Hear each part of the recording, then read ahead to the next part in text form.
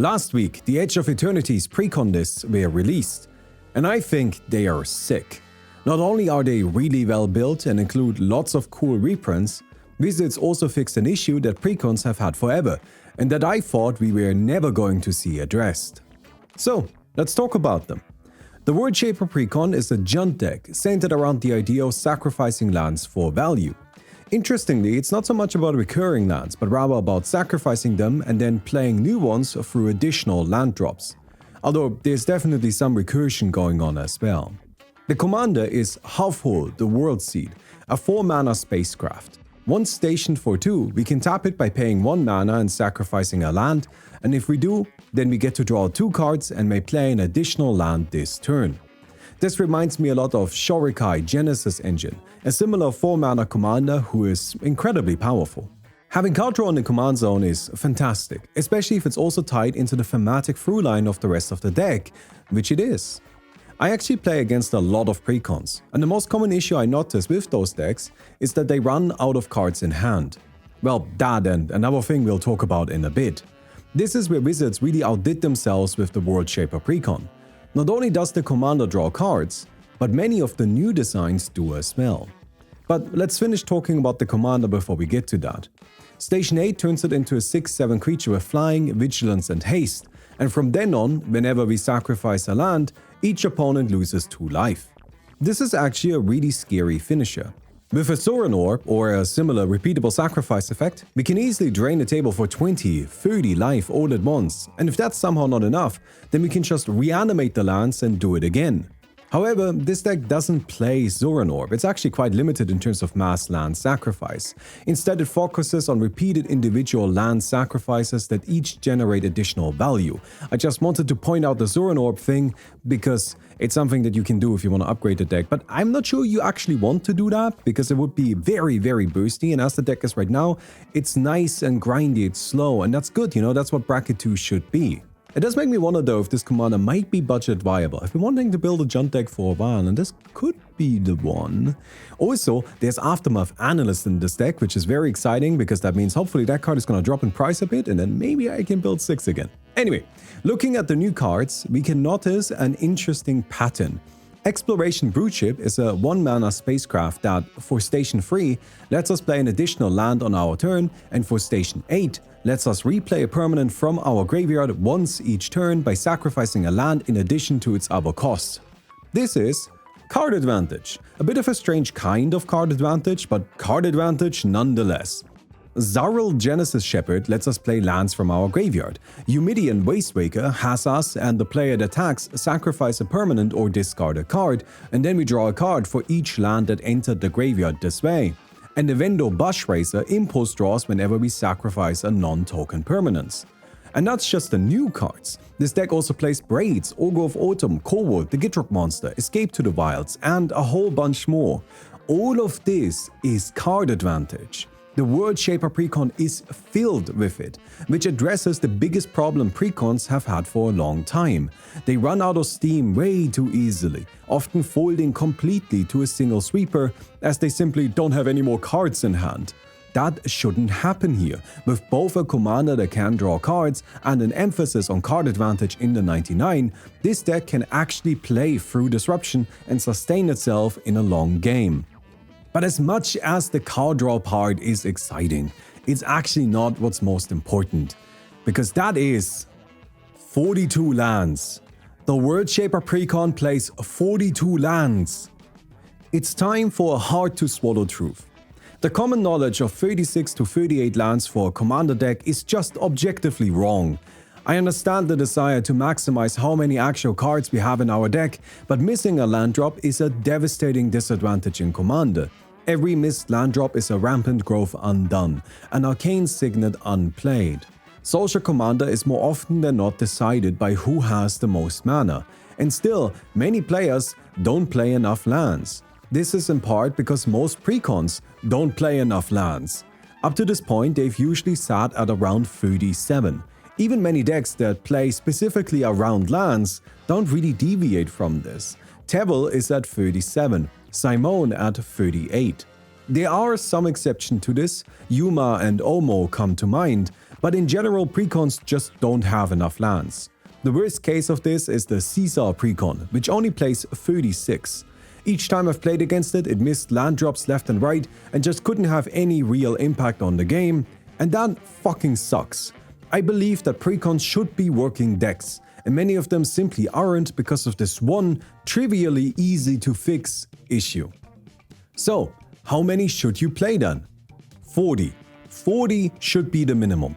Frank Carsten updated his land count article just this February, and allow me to quote the relevant section here.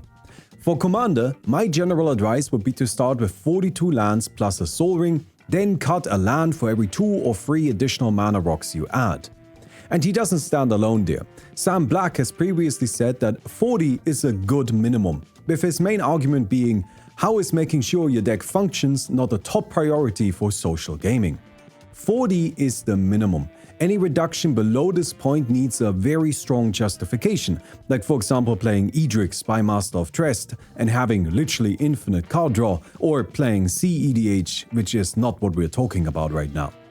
I understand that drawing too many lands is very frustrating, probably more so than not drawing enough. But that's a fixable issue.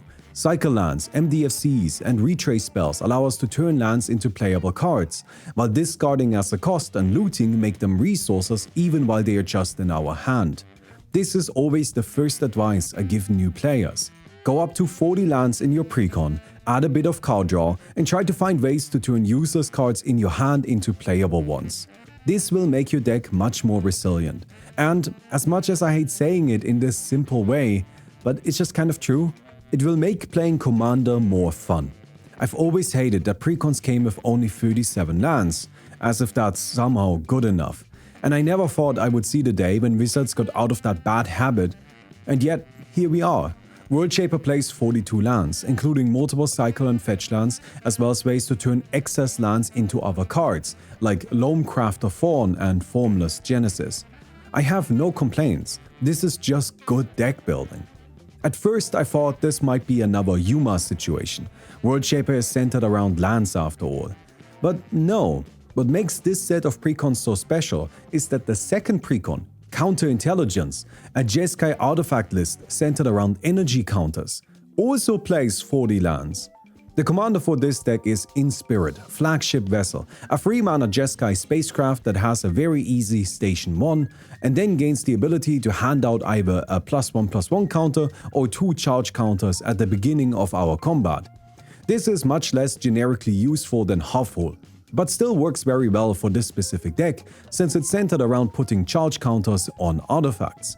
Then for Station 8, Inspirit becomes a 5/5 with flying that gives other artifacts we control hexproof and indestructible. This is also pretty good. Overall, I think Huffle is probably the stronger card, but Inspirit works perfectly well. It's a totally fine card for the deck it's in. Charge counters are really the name of the game here. Astral Cornucopia, Empowered Auto Generator, and Ever-Flowing Chalice produce tons of mana, which can then be channeled into playing more engine pieces, and eventually Lux Artillery starts draining the table for 10 every turn. Alternatively, there are a handful of cards that care about +1/+1 counters, like Threefold Thunderhawk, Hangerback Walker, and Crystalline Crawler. These two themes are tied together very nicely by a range of Proliferate cards, as well as neutral pieces like Cyberdrive Awakener and Deepglow Skate that work with both sides of the deck. Just like with World Shaper, Counterintelligence has a bunch of new cards, 3 of which offer specifically card advantage. Insight Engine, Ufros, Researchcraft, and Long Range Sensor are really great engines, and just like with the other deck, there was clear attention paid to having reliable access to card draw. Joyra and Emery do a lot of work in that regard as well. Although I do wish they had gone just a tad bit further. I think the deck could benefit from maybe 2 or 3 more repeatable card draw effects. Still, it does play a healthy amount of single-time draw, cards like Thought Monitor, Thirst for Knowledge, and Pull from Tomorrow, which are probably enough to keep it trucking along even in longer games. Worth pointing out as well is that one of the new cards, Depth Shaker Titan, is effectively an overrun, a big finisher, something that decks like this are always lacking. These two decks are cohesive, unique, and most importantly, built by somebody that truly understands Commander and doesn't just blindly follow convention. I think that's fantastic. At my LGS, we have a very socially focused environment with lots of precons, and for once, I can comfortably say that I'm looking forward to playing against them. I won't have to feel bad for casting literally any sweeper or because my opponents still haven't hit their 4th land drop on turn 10. These new precons are just solid commander decks and will hopefully start a trend of wizards just fucking including enough lands. Come on guys, it's not that hard, just add enough lands. Be the good example, that's all I'm saying. Also, this deck has a Kobold reprint, which is both exciting and terrifying for budget commander purposes. If that boy becomes cheap enough, oh dear, the next tournament is going to be exclusively Kobold. Before we close out this video, I would like to talk about something related for a moment. When I started this YouTube channel, I made a pledge with myself to not be a hater. Magic YouTube is riddled with negativity. No matter where I look, everybody always has something to complain about. And I think that's fair. There are real issues worth discussing, and from a content creation point of view, focusing on that negativity is a good idea because it gets lots of views. There's a certain catharsis that comes along with having someone vent your own frustrations. But I still wanted to avoid making such content myself, because the whole reason why I'm here is because I really like Magic and its community. I tried to stay positive and focus on the aspects that really matter to me, gameplay and people. But then the Final Fantasy Precons were released and I thought they were terrible, specifically because their gameplay wasn't good. So I made a video about it, which I think sucked. I didn't do a good job explaining the issues, and ultimately just made exactly the type of content I told myself I wouldn't. But of course, that video got a ton of views, which is frustrating. Now, I don't want to never be negative, because I think that's not a good policy either. Some things simply deserve criticism, but I don't want that to be the center of my channel. So, after some reflection, I think the only fair thing for me to do, to not be a hater, is to talk about the good in just the same way as the bad. So that's what I did. I hope you enjoyed it. If you did enjoy the video, don't forget to give it a thumbs up. I would definitely appreciate that. And don't forget to check out my Patreon. There's a link down in the description. You can support me directly. I would really appreciate that. On the Patreon, you also get bonus content, deck lists, and I do reviews of your decks and try to improve them, help you improve them. So if that's something that you're interested in, go check out my Patreon. Before I leave today, I want to talk about the Command Fest in Bonn really quickly, because I went there over the weekend. It was fun. I enjoyed playing Commander with one of you. There was one person that recognized me and that I played Commander with. So if you see this, fun game. I actually really liked your deck. It was super cool. I've been working on a version of it myself for a budget tournament. That's how impressed I was by it. But setting that aside, I met a total of 3 people that recognized me. So, homies, I appreciate that. No, that was fun. I always like talking to people at these kinds of events. So, absolutely fantastic. But I also just kind of like had a fun time playing the games. That's not to say that I thought the Command Fest was perfect. I thought it had a bunch of issues, but I will not get into all of the details right now because frankly speaking, that would take me like half a fucking hour like it did on Patreon where I made a video about this. It's not supposed to be an advertisement. It's just, but if you want to go there, you can watch. Anyway, point being, something I found to be really interesting at the Command Fest, and I'm thinking I'll make a separate video about this because I think this is just such a fascinating topic, is that people were over-evaluating their decks super frequently. So there was, the bracket system was very much in effect and people were using it actively, me included. And the problem that I ran into all the time is that people were saying their decks are free and then their decks just straight up weren't. They were just kind of like not good enough. They were just not very powerful. There was one person that I played with that like literally got out an unmodified precon and said this is a free because it's a strong precon. And I'm just like, my guy, I don't think you get it, right? And it was a problem because like I brought along bracket 2, bracket 3, bracket 4 decks that I took very seriously in their assessment because, you know, I'm currently working on implementing the bracket system at my LGS. So, you know, I took a lot of time to research like what is actually bracket 2, bracket 3, bracket 4 and so on. And I just like my bracket 3 decks were just a lot stronger than the bracket 3 decks that I encountered from other people. And my bracket 2 decks were like often more on that level. But my bracket 2 decks aren't using like the big scary cards a lot of other people use. I think that's like a big difference that I noticed, is that people at this event they relied a lot on powerful cards rather than synergies, which is something I don't do. I barely play powerful cards. I usually just play garbage shit, but I play it in a way, you know, that is synergistic and that makes the deck function.